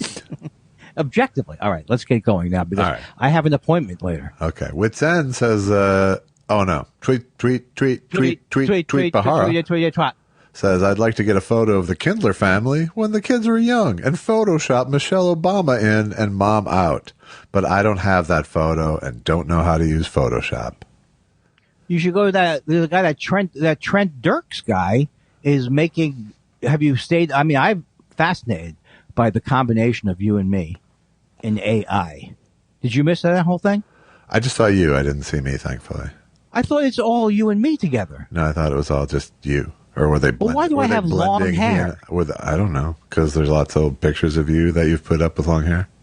All right, look, I'm just, if you wanted to embarrass me, so tell me after. I just saw that there was a lot of them, and so I didn't narrow in on any of them, really. That sounds like you. It does. Wits End says, gentlemen, you are simply the... never did Tweet Bahara. We did. It was the Michelle Obama, and I just... You see, this is where I'm worried about. This is where I really think I'm worried about it. I really do think I have dementia now, so fuck you. I just remember that I knew it before anybody else knew it. You just How can I forget Andy, the last thing? You just said this. You just... What? All right, go ahead, Wits End. All right. Gentlemen. So why? Because I'm at my wits' end. Would you like to respond to Tweet Bahara's suggestion that he replace your mother with Michelle Obama? No, I thought that was like a joke that should just stay on its own. Well, that's what I thought too. But Wits End says, gentlemen, you are simply the best. Thank you, Wits End. Really enjoying 275 today.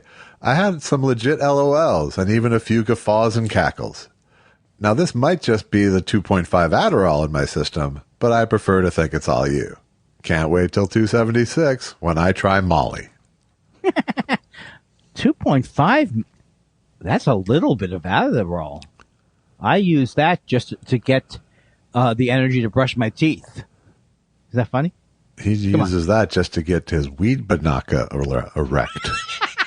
That gets me to have the energy to spray weed banaka. Wits End also says, hey guys, just a shout out to let you know that your show is a staple of my podcast entertainment. In fact, starting my Mondays with it has become almost a weekly comfort. So what do you think is wrong with me? Nothing, Wits End. First of all, thank you for the kind words. Nothing. You are right. If I wasn't me, and I would think Josh would say the same thing, and he wasn't him, we would both probably be, if we were other people, we would both probably look forward to listening. This would be one of our top 10. I 100% would not listen to this show. Oh, okay. I beg to differ. Tweet Bahara is back to say Norm Crosby's full name is Norm Yulee Crosby. I like that because the thing I love about that joke is that it really addresses the fact of that whole time period. You know what I mean? Where I would say Norm Yulee and continue to say it and want to explore it with you. Yeah. And I think it's going away, that horrible phase. Well, let me just say that the Twitter algorithms are working well because they just put in a promo for the 6:30 a.m. Vikings game on Sunday from London. That's good. Now, okay, so are you like me? You get excited. I mean, forget that my team sucks, but you get excited when you can see your team. Or unless you've never had Dish, have you? No, I've never had Dish. But isn't it weird that you could never get football anyplace else but one satellite company? Isn't that weird? Oh, God, I swear to God, I'm only half communicating the horror that's swept over my whole body as I realized what you've become. That's what stops me from being a serial killer. I can see myself as a sham. Dan Marsh says, is that right? Yes. Andy, you mentioned again in episode 275 that you want to get a doggy. Aww, but can't make the commitment. And you've also been walking a lot for your health. So how about going down to your local animal shelter and volunteering? Oh, to walk their doggies. Win-win. Well, we have a friend, our friend Molly. She is a very successful businesswoman, but every Saturday or once a week, she works for 3 or 4 hours at the shelter for the doggies. So you feel like that absolves you of it? No. I think it would be a good thing to do. I think it would too. No, I think I was I think I was like, hey, I know someone doing good work, right? Like that. You could use her as an end. Yes. That's a very lovely message, Dan. Thank you. Yeah. It's a very productive thing that will never happen. Why don't you get off my back? Jason Martin in 3D says, I just want to say one word to you. Just one word. Are you listening? Hi. Oh, I thought you were filling that in, but I see that he went down 3. That's 3 returns. I assumed he meant that kind of hi, not just hi. Hi. Dan Wade says, this is my new voice. Dan Wade what? Dan Wade 73. That's right. Or Dan Wade what? Does that mean he's born in 73 probably? We don't know that. I think he did it just to bother you. Because you mentioned it as a peeve a few weeks ago. Oh, that's right. It was. It was not only a peeve, it was a pet peeve. Wow. See, you can have pets. Hi, guys. We can't have good things anymore. Hi, guys. Like many people of my age and well upbringing, the first comic I saw live was the now disgraced fundamentalist Mike Warnicki, who falsely claimed to be a former satanic high priest. I don't even know now. You've any interactions with him back in the day? No, obviously not. I've not heard of him. Have you? Nor have I. No. Well, you've not only piqued my interest, but I'm going to peek through my interest. Wow. All right, that sounded like it was in my head. That was like the Munster Mobile or something. Is this a trend that mufflers are just forget about it, right? I think it's because of the massive amount of catalytic converters that are being ripped out of people's cars in Los Angeles. Is that what it is? Yeah. And are people ripping them out as a protest? No, they are ripping them out to sell them to scrap people who take the whatever rare metal is in them, and they just passed a law this week to make penalties for the people peddling them harsher and have to proving their origins more.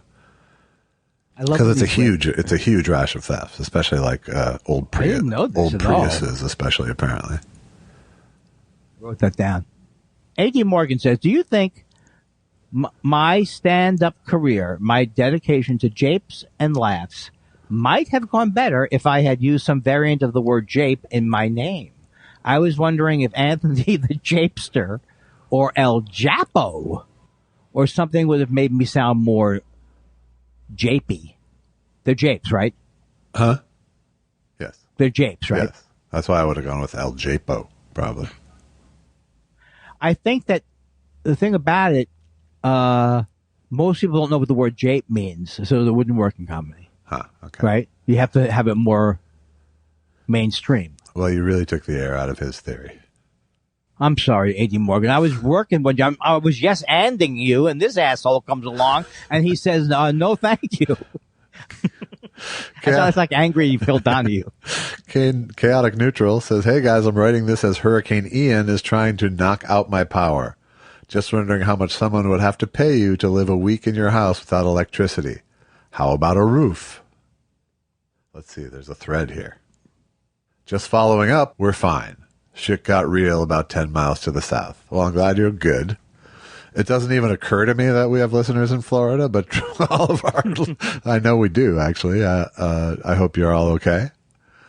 I say the same thing, but I really do, because I'm a worrier in general, but I really do think it would be a tragedy if I lost the stuff on my freezer. You know what I mean? So I don't know how I would be. Right. I would be I don't know how I would be if I lost everything in my refrigerator, even. Forget the rest of that. I had a week without power, I had most of a week without power and most of a week without water after the Northridge earthquake. Wow. I had to go to friends' houses to shower, and I think we probably had power after a couple days, but water was out for at least a week. Can you complete this joke for me? Sure. I was like a week without power. Now I know how. To manually. No, I didn't sell it strong enough. A week without power, I was like a week without being able to, like Hitler or something like that. That's where I was going. Oh, okay. A week without power, it's like, okay. Now I know. You know what? Maybe I should. Now I know how to manually stimulate my prostate. You're really steering the show way into this stuff of old man humor. Old man, take a look at my humor. I'm a lot. Old man, listen to me. My name is Beck, is my name. I'm going to sing high like you say. I'm gonna own Neil Young. I'm Beck. Oh, listen to me. I'm Beck. Oh.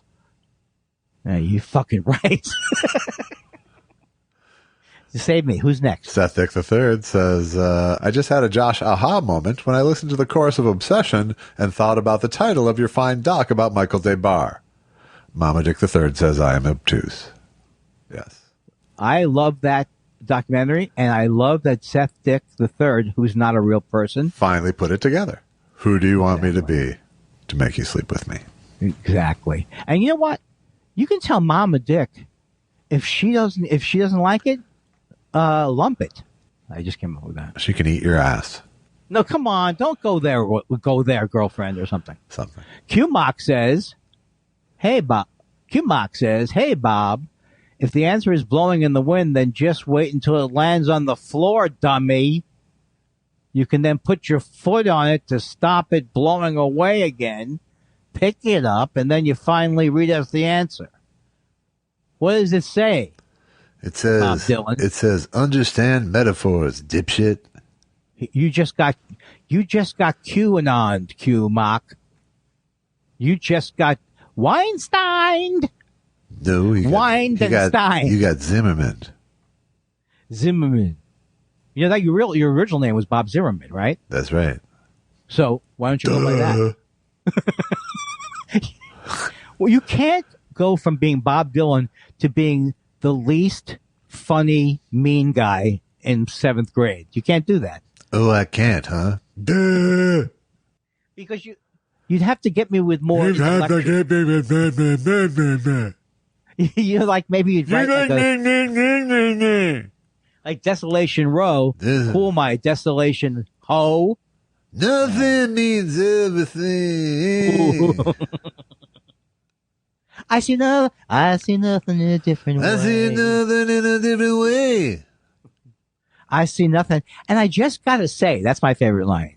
Because, who would know how to rhyme with way? Right. Ed Head says, I've always wanted to ask J. Elvis Weinstein, but was afraid it would bring up past trauma.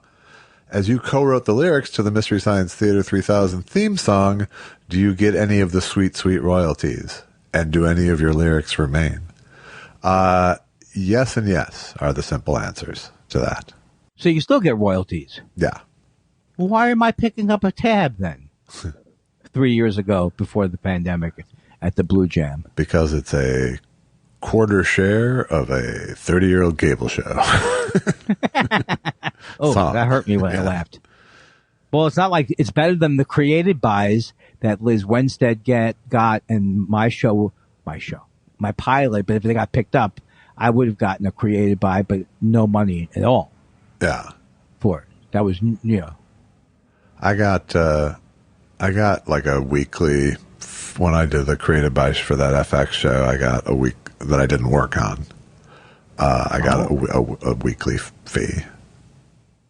Oh, I'm doing fine. Don't worry about me. Sure. I just got, I got a thing in the mail yesterday. Medicare 2023.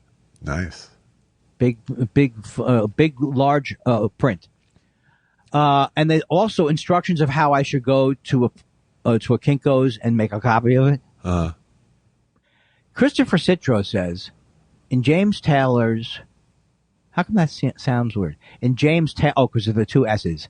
In James Taylor's memoir, Break Shot, he says, the success of an artist is not measured by how much he makes himself feel. His success is how much he makes other people feel. What works of art or performances moved you so much that you lost your shit in public? I don't know. I don't even if I know if I agree with James Taylor's thing. I think you always write. Oh yeah, now I'm going to argue with James Taylor. Why don't you argue with his publishing things? I always think you write for yourself and you hope other people like it. Yeah, well, that's why you're where you are. I think I was moved because Susan was always a fan of David Hockney, so I think I liked a couple of David Hockney shows I went to. Yeah. And I think I've been to like one of the band, the first time I saw Starry Night, I think that was pretty impressive to me. Yeah. Was it impressive as a work of art or impressive that you were seeing Starry Night? I think it was both. Yeah. It was like you felt like that you felt that looking at the actual painting up close, you could see it differently, which you could. Well, especially Van Gogh, I think, just because of the amount of paint and the three-dimensional qualities to his work. Yeah, it's just so amazing. You know what he got success too early is what his problem was. Right. But I honestly don't have any memory of anything ever moving me to the point of losing my shit in public. I've probably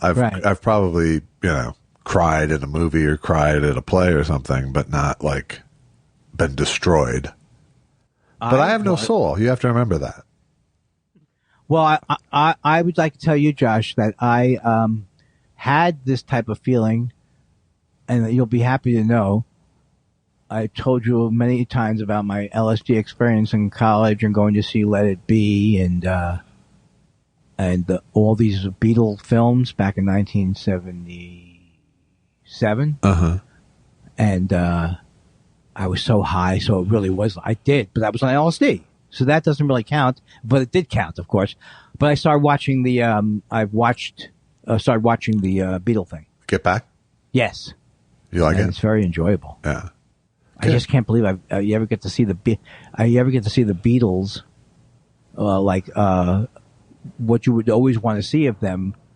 You're just playing and jamming and stuff. Yeah. That part's amazing to me. I mean, it's all amazing. Yeah, it's great. I think you'll dig it. Of course, Susan, when she saw that, we both in one way. So, because the night we weren't ready, but it's like, is that 3 hours the whole thing? No, that's just the first thing. So I know. I mean, I'm never going to get tired of it because even if it was bad, even if they just ran the film. Well, no, not if they ran all the footage, but I do get the same. Not to slow the show down, but I definitely got the same vibe, and they used some of the same lines from Let It Be. Some, but but he swore to never use any of the same shots. Okay. So there are some of the moments, but they are from different cameras. That's interesting because now I remember in Let It Be there was more of a close up on George when he was saying, "I'll play whatever you want. Right. I'll play it or I won't play it." And it was less of the whole interchange in the movie. But but the vibe that you can get from Paul is kind of a negative vibe that, like, as someone who's been in a band or just anybody who's jammed with somebody, when someone is telling you, play the he did have a little bit of play this fucking thing this way, George. You know, he did. But he also unfairly capturing because of the stuff you said, right? It was, but there was also going on a whole lot of noodling on George's part. So it was Paul going, let's get the basic thing down. Oh, right. While George was kind of noodling on his thing, which was, I don't know. I mean, they were, it was very sort of run of the mill band tension, I thought. Yeah, because but it was emblematic of what was going on, which was George was coming into his own as a songwriter, being super passive aggressive about his hostility towards everybody, and Paul was used to being, the guy with the song and the guy leading the thing. So he just, as you'll see as it goes on, I don't know. I would say in terms of where I started versus where I finished, I probably like Paul more and George less. Oh wow! But how about John? John, I was actually surprised how passive he actually was during the whole thing. He was. And also, I think he was checked out in some ways, and I also think he had started to do heroin at that point. So, yeah, I guess I'm one of these fans who knows that they did heroin but didn't know. I guess they did it a lot, is what you're kind of saying. I think John eventually he went down the road pretty heavily. And then, but I don't think it was. I think it was more post Beatles than during Beatles. But this is so that kind of makes the exodus out to L.A. make more sense. Where Yoko said, "You're going out here on your own." Maybe she kicked it or something. Maybe. What am I, Elliot? I don't know. I don't know if he was still doing heroin in L.A. I know he was drinking heavily. So maybe, yeah. And doing everything else, but I don't know if he was in the grips of heroin at that point. If there's only a way to find out about Beatles stuff, I think my conjecturing is so much more delightful. Okay, where are we now?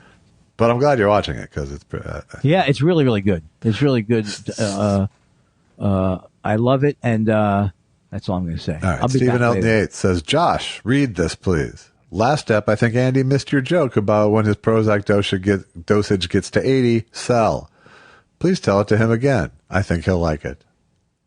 I think I did miss it because you did. You barreled. I noticed it when I was editing. You barreled right past it, but Yeah, that means I missed it. Yeah. And I would like to. It was pretty well timed, I have to say. But thanks for noticing, Stephen. I'd like to apologize to you and Stephen for the fact that I've done this maybe 4 or 5 times throughout the run of the show. Laughed when I didn't understand what was going on because I felt I'd be yelled at, not by you, but the listeners. Right. Stephen Elton Yates is back to say, I'm sorry, I'm in barrel mode. No, forget it. Good. Yeah. He's back at 62. I can remember when Edward G. Robinson was on the Sesame Street episode that was brought to you by the letter C. John Manfrolotti, if you're out there. Brought to you by the letter C. C. I still every day think of Edward G. Robinson in a health food store. I need some vitamins, see? I went to the IRS, see? I turned in my 1040, see? Greg Kelly says, I took a picture of these so-called peppermint peaches. Seem like a ripoff of the cotton candy grapes, but a peach is juicy and refreshing. Who needs mint? That's true. Cotton candy grapes are kind of BS too, for that matter, if you ask me. Aren't grapes enough? I think cotton candy grapes are BS because ultimately they don't consistently come out like cotton candy, and sometimes they're mediocre. That doesn't mean they're BS. That's true of all fruit. Don't you fucking get on your fuck you. Don't get on your Don't you come after my cotton candy grapes. That's what I'm here for, to defend the cotton candy grapes. Don't bring that into my home. But isn't that true, though, of all fruit? All fruit is not an exemplar of the fruit. But I do think peppermint peaches is something I think that peppermint would make me peaches nervous. is a terrible combination of flavors, first of all. You wouldn't want that in coffee? No. You wouldn't want that want it in your mouth. Notes. You wouldn't want that on your taste buds. No. Really, if you were in the desert, I don't know if it's truly peppermint. Interesting. Because it says on the thing, the extra sweet white peach that eats like candy. No, but they're making a big mistake. You don't want, if it's a peach, it's a fucking peach. Right. Don't fucking come out and say the peach that has a kick. Nobody needs it. A kick. That was pretty good, Josh. Write that down and put that in the thing, please. Mr. Wrong says, I recently saw Andy at a pumpkin patch outside Reseda. I wanted to go up to him and say hi, but at that moment he was attempting to wrest a pumpkin from a child's hands and gnashing his teeth and growling, "Give it here, you little vermin." Yeah, this kind of a thing bothers me. Because first of all, I was doing a sketch. All right. And the kid was part of it. You could see his mother was in the background. And I didn't call him vermin. I called him a little street urchin. Rodent. Ah. What'd you say? Street urchin. I say I deny that. I will deny that. I also heard you go, "I'll gut you like this pumpkin." It wasn't me. Mr. Wrong also says, Spiral Bomb, a play.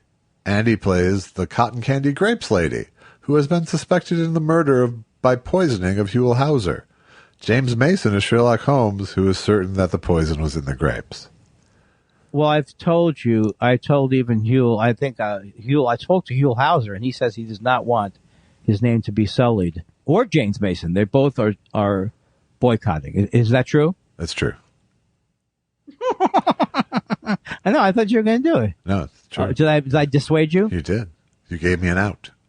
A third Jew. I love this name of this, and I realize this person did, I think, create this for the show, maybe? I'm mixing it up with something else. A third Jew says, Shana Tova. Love the show. Back when Dennis Miller was a funny? Okay. Shana Tova. A third Jew says. That means Happy New Year, Andy. I know. I still don't really know. A third Jew says, Shana Tova. Love the show. Back when Dennis Miller was funny, he got laughs with a moment shots reference. Did anyone actually get it? I didn't. And I've long wondered why Dave Gruber Allen's name appeared that way in credits. Nickname? SAG thing?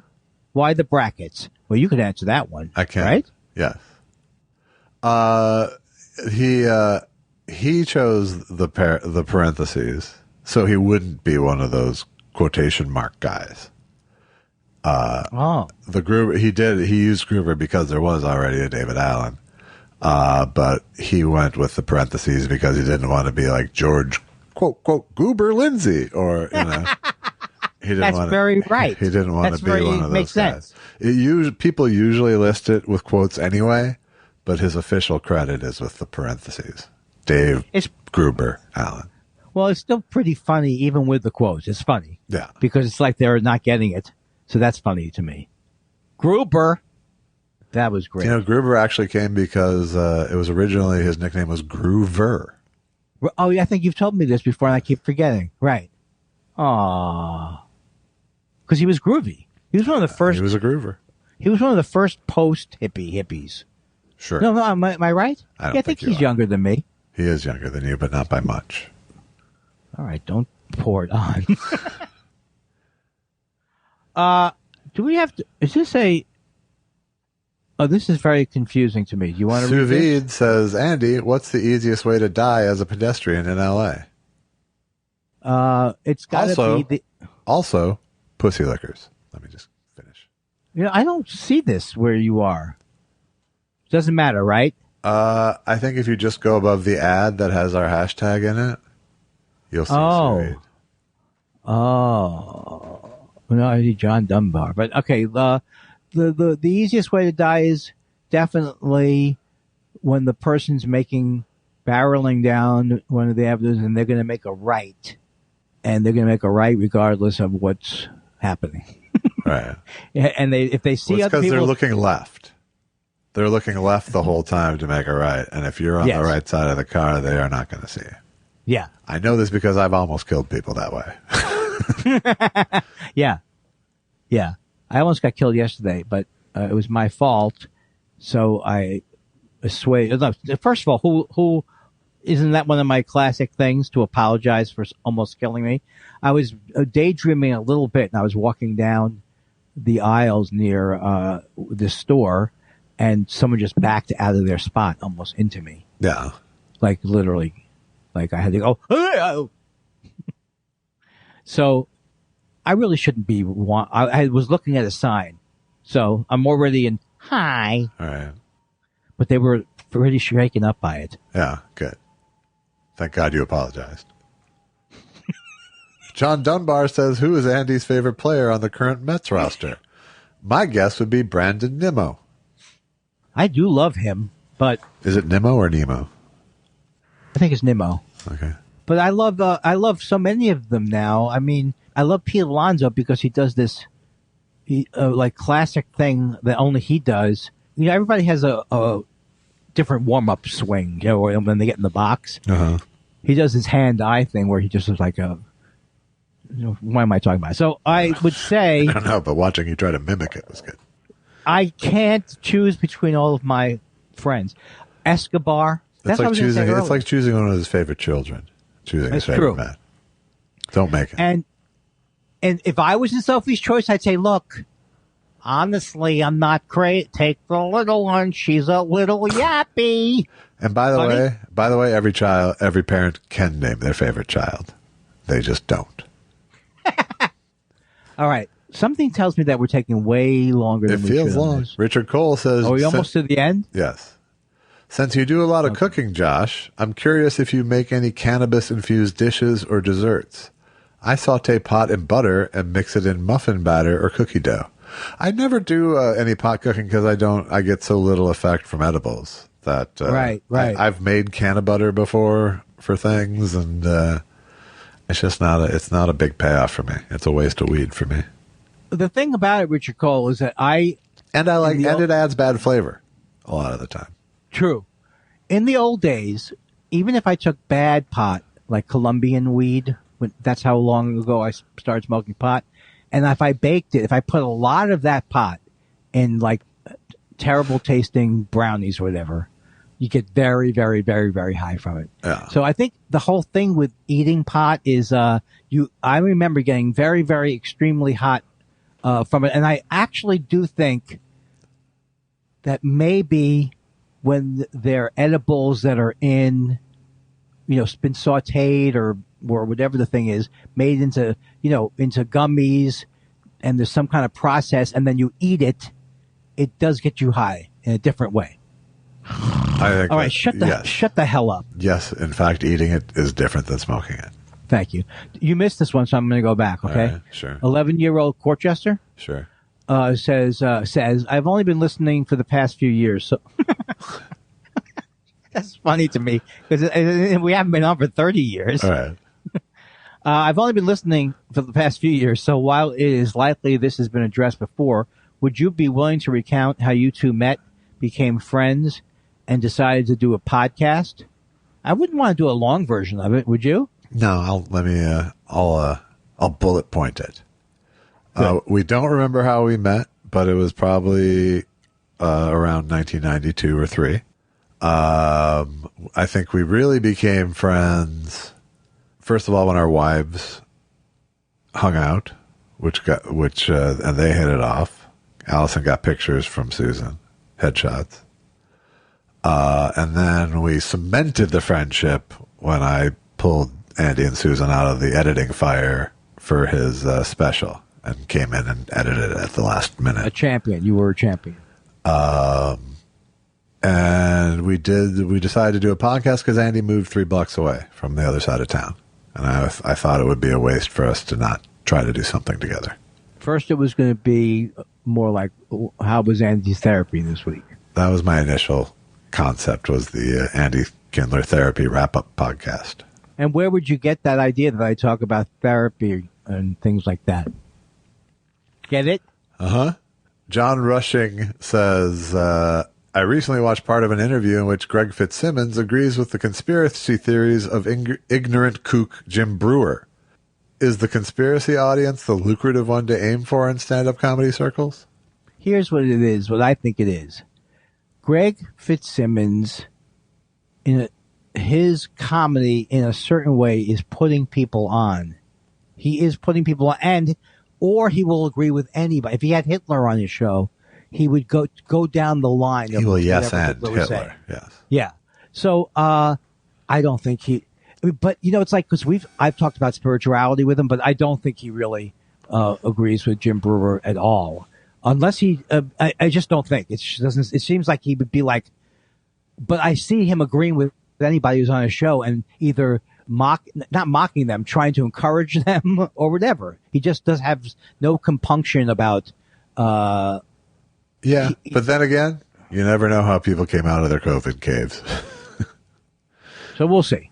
We'll see. We'll see. What do you mean we'll see? Yeah. What does that mean? It means we're done, and if you'd like to support this show, go to buymeacoffee.com/thoughtspiral. Buy us a coffee, or buy our stuff. My movie, my aforementioned movie, Michael Debar, Who Do You Want Me to Be?